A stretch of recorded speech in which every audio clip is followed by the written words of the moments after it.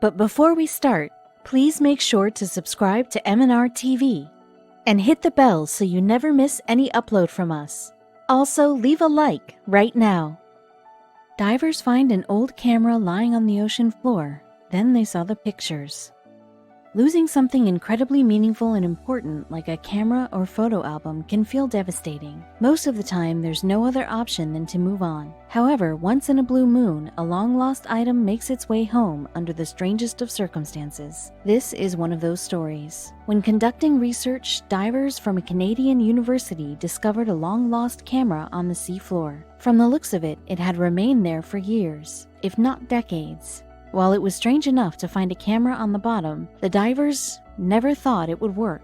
But believe it or not, it turned on, and they could not believe the photos they found. On the morning of May 13, 2014, a diving team from the Marine Ecology Department at Simon Fraser University in British Columbia, Canada, prepared to head out into some pretty deep waters. You see, the team wanted to conduct a research dive to study the waters off the coast of Bamfield near Vancouver Island. While the dive team had initially planned to simply take some notes on oceanic wildlife, their goals that day quickly changed. As the team loaded up the boat and headed out onto the deep blue sea, they had no idea what the ocean depths had in store for them. Specifically, the team wanted to dive into the cold waters to study the many variations of sea stars that call the area home. By taking a large group out there, the divers hoped to shed light on their interesting behavior and numbers. Not only that, but some of the divers also planned to capture a few sea stars to study them back in the school labs. However, once on the sea floor, something embedded in the seabed caught the eye of one diver. At first, he had no idea what the item could be, so the diver and his partner swam closer, determined to figure it out. Upon closer inspection, the two students managed to determine precisely what the strange object was. Bo Doherty left and Tella Osler right were the Simon Fraser University students who noticed something strange on the sea floor. While Doherty saw it first, the second he pointed it out, Ulster agreed the square object did not belong. Determined to remove any trash from the beautiful ocean, the two swam over and tried to remove the object. Closer, they noticed the object had hard edges and a leather strap that waved in the current. As Doherty pulled the belt, he felt surprised to see a round lens emerge from the sand. Despite the algae and literal sea life living on the object, the diver recognized it as a camera. As Doherty discovered the rusty camera, he placed it in his dive bag and continued with his research. However, as he continued his diving expedition, the diver couldn't help but wonder who the old camera had belonged to. More importantly, how the camera ended up on the sea floor, so deep in the water and so far away from shore. Also, how long had it been there? One of the divers picked it up and put it in his pocket and kept counting starfish. Professor Isabel Coate recalled in an interview. When they came up from the dive, he said, "Look what I found." As you might imagine, the whole team felt curious and wanted to find out everything about the unusual find. After Doherty revealed what he found, the old camera particularly caught the attention of Coates' co-professor Siobhan Gray. What was so special about this rusty camera? Well, while Gray had accompanied the first group out that day, her main interest of study was not actually the starfish.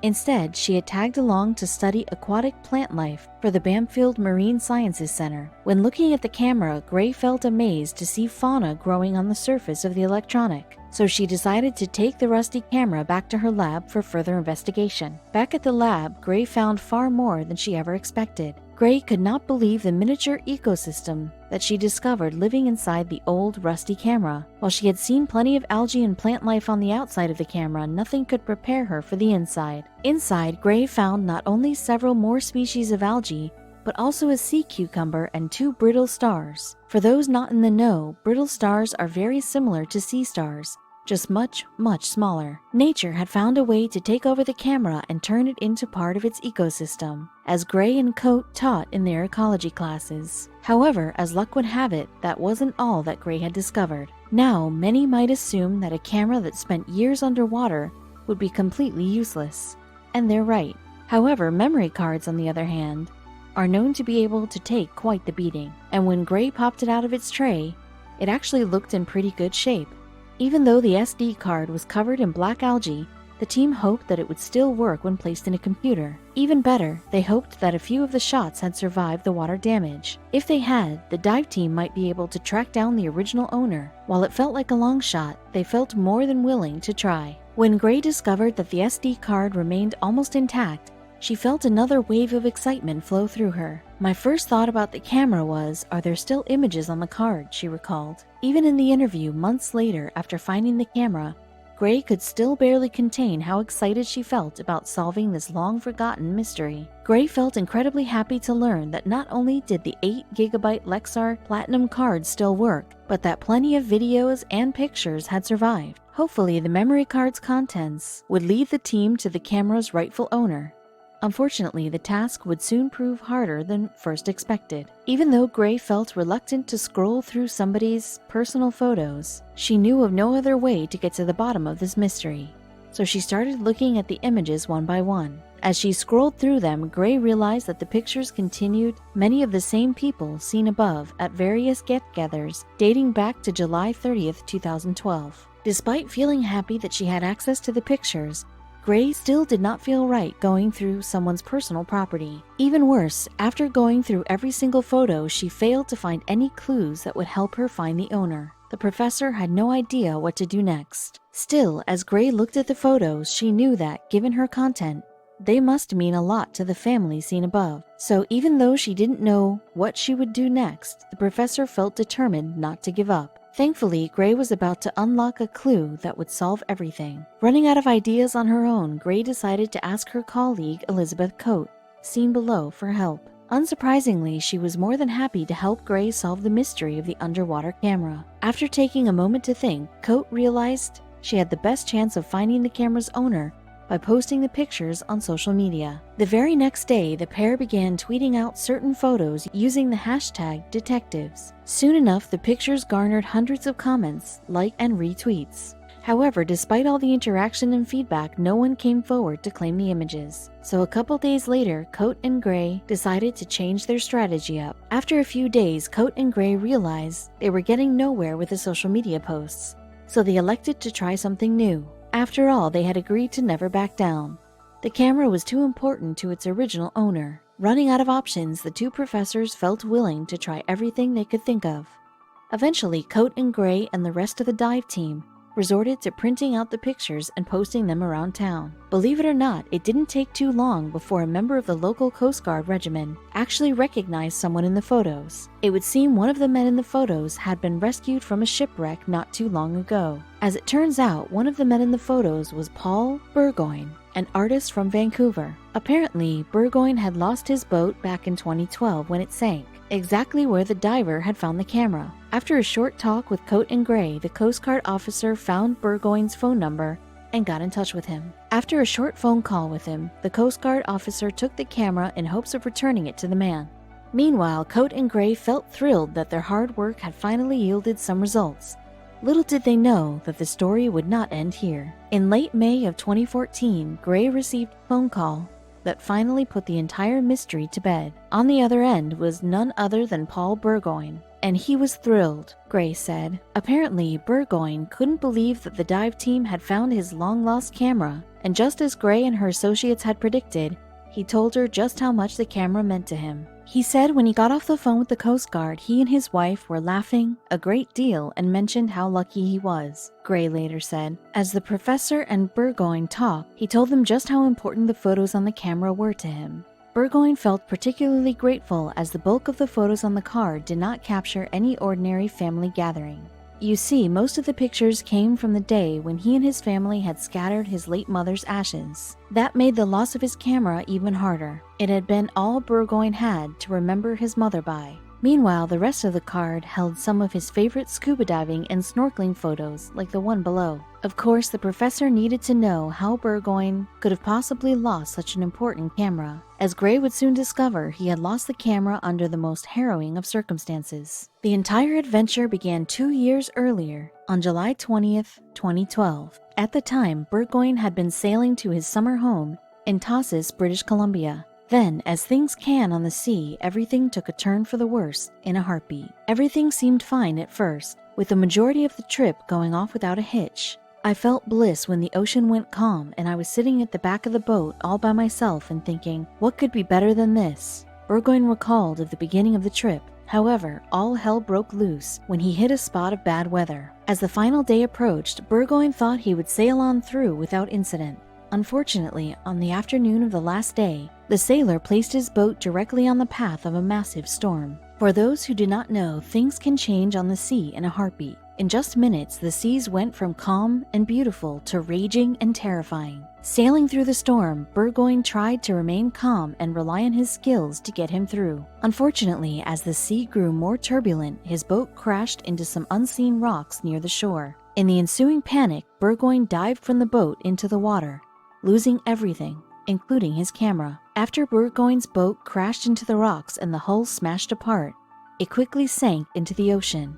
Within a matter of minutes, he found himself stranded in the freezing cold water. Rapidly developing hypothermia, Burgoyne saw his entire life flash before his eyes. He felt sure he would never get out of the ghastly accident alive. Thankfully, patrons at a nearby inn spotted him and called the Coast Guard. Believe it or not, Burgoyne had to stay in the cold water for 6 hours until he was finally rescued and brought back to the shore. Luckily, after a short hospital stay, he returned to full health. While in the hospital, the local community truly rallied together to help Burgoyne. The morning after the Coast Guard saved Burgoyne from the waters, the local Canadian newspaper ran a story about the rescue. Immediately, friends, family, and even strangers aided Burgoyne in his recovery. Many sent well wishes and cards, while some went above and beyond, sending him gifts or food. In fact, a local electronics store, Future Shop, even replaced all his underwater camera equipment at no charge. Unfortunately, regardless of the camera or well wishes, Burgoyne could not help but still feel heartbroken. He truly appreciated them, but he had simply lost too much in just a matter of seconds during the crash. As you can imagine, Paul Burgoyne felt extremely grateful that he had made it out of the ocean alive and even had a new camera. However, as a result, he had lost hundreds of personal and meaningful possessions in the wreck, not just his pictures. At first, Burgoyne felt incredibly depressed and hurt at the loss. Still, in time, he learned to accept it. After all, it was the cost of his survival. Still, out of all the objects he lost, Burgoyne felt most heartbroken about his missing camera. While he could replace most of the other possessions, he could not recreate the photos. For years, Burgoyne had assumed he lost those memories for all time. So you can only imagine how lucky he felt when the Coast Guard officer called him. As you might imagine, Burgoyne cannot believe he eventually got the camera back after so long. That just shocked me. Getting the camera or the photos back, that's really quite wonderful, he said. I have a new respect for, these electronics. You throw most of it away every 2 years, but that little card is an amazing bit of technology. These days, the photographs serve as a reminder for Burgoyne to always be thankful for what he has. At first, he says, he had to give the camera up to understand the importance of life. Now that he's learned to be thankful, the universe returned the camera to Burgoyne. However, he's not the only lucky person in the world. Believe it or not, this is not the first time this has happened. As hard as it might be to believe, on the other side of the world, another long-lost camera appeared in the ocean. This time, the camera in question washed up onto the beach in Taiwan. Meanwhile, barnacles covered the outer shell to the degree that it did look like part of the seafloor. However, once again, the camera remained surprisingly intact. The makers of the waterproof case that protected the camera should really put these images on their Amazon page. While a group of school children found the missing camera, it would be their teacher who eventually found the owner. When one of his 11-year-old students found and brought the camera to him, teacher Park Lee didn't know exactly what to do. At first, he thought it was merely a rock, given the way it looked. Then, when he realized it was a camera, he didn't think it could ever work. We thought it was broken, but then, by chance, knocked off a barnacle on the casing and found a button to open the case, Parker Lee said. Amazingly, not a drop of water had entered, and the camera inside appeared to be in good shape. Even more amazingly, the boy turned the power on and the camera was still charged, Lee said. Before long, Mr. Lee took the kids back to the school to discuss what to do with their find. Back at school, Mr. Lee and his students tried to figure out what to do with the camera. Some children thought we had earned the camera and could keep it for ourselves. Others suggested we should try to find the owner. And so we all sat down to think about how to do that, Lee recalled. After a while, they came to an agreement. You see, Mr. Lee and his students knew that they needed to take a look at the photographs if they wanted to find its owner. Just like Gray and Coat, at first, they had mixed feelings about looking at the images. However, when they realized it was the only way to find the owner, everyone agreed it was the right thing to do. As soon as the class began scrolling through the pictures, they quickly discovered an essential piece of information. You see, they found most of the images were from Japan, so they narrowed down the country of the owner. Afterward, Mr. Lee posted the pictures on Facebook, captioning them in Japanese and Chinese. Of course, like Gray and Coat, the class had no idea if posting the images on social media would work. In the end, while social media had not worked for the two professors in Canada, it would work for the class from Taiwan. Soon enough, the pictures and the class went completely viral. While Mr. Lee and his students had high hopes to find the camera's owner through their posts, they had no idea the posts would become viral, but they did. In just a matter of days, the Facebook post had over 100,000 shares and over 50,000 comments. Not only that, but this time around, the viral posts actually helped locate the camera's owner. Just a few days after the posts went viral, Lee received a message in his inbox from the owner of the camera, diver Serena Subikara, seen above. As you might imagine, the class of 10 and 11-year-olds could not wait to talk to her and return the camera. I couldn't believe it, camera owner Serena Subikara told the BBC after she saw the Facebook post. After getting in contact with Subikara, Mr. Lee and his class knew they had done the right thing. Furthermore, as they would soon find out, this camera also held great importance to their owner. I was super surprised when my friends told me about this and sent me the post with those pictures, Subikara continued. A Japanese university student, Subikara felt incredibly happy to learn that someone had found the camera that contained pictures from her favorite diving vacation. Soon enough, she found herself talking to the class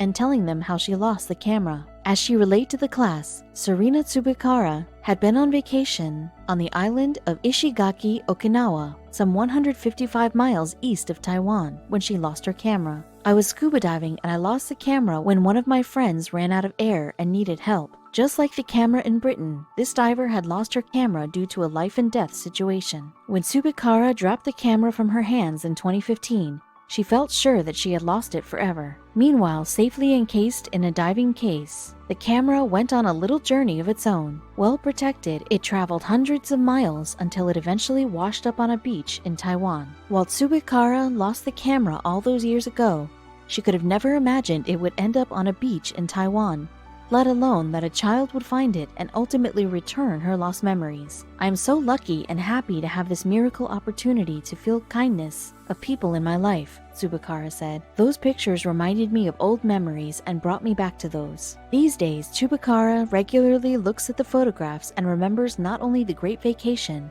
but also the fantastic class that returned them. Feeling incredibly grateful to Mr. Lee and his students, Tsubikara wanted to do something special to thank them. While Tsubikara could have simply asked Mr. Lee to send the photos by email, she wanted to go back to Taiwan and show them her appreciation. After all, it's not every day that someone goes far out of their way to return a lost item. To her, that's more valuable than the camera they found.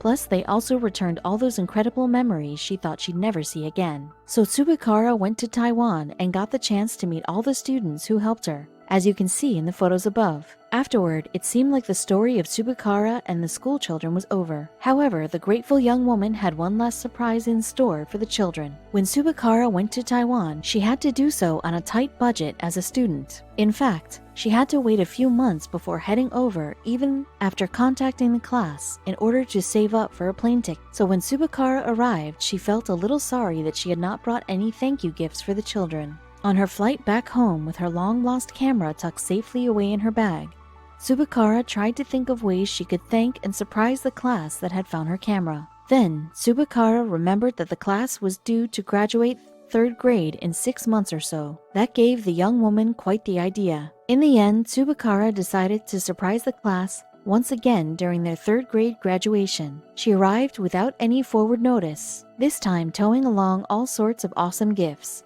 including toys and candies as well as handmade thank you cards. According to the local Taiwanese newspaper, the children were over the moon to see their old friend. Apparently, Tsubakara had made quite an impression on the class. These days, Tsubakara continues to dive and would like to return when the class graduates from middle school. Meanwhile, she's never discovered anything more than cool fish on her dives. No long-lost cameras. Of course, some divers have found much more than a camera underwater. Long before Shaban Gray, Mr. Lee, you, or I lived, pharaohs ruled much of present-day Egypt and Sudan with an iron fist. At the end of their lives, many pharaohs were entombed inside massive pyramids, now considered some of the greatest archaeological achievements of all time. While you might think that today we know all there is to know about ancient civilizations, think again. In the present day, over 2,300 years of the pharaohs reigned. Diver and underwater archaeologist Piers Kreisman decided to explore a newly discovered pyramid, one partially submerged in water. However, they had no idea that the risk and dangerous expedition could lead to one of the most significant historical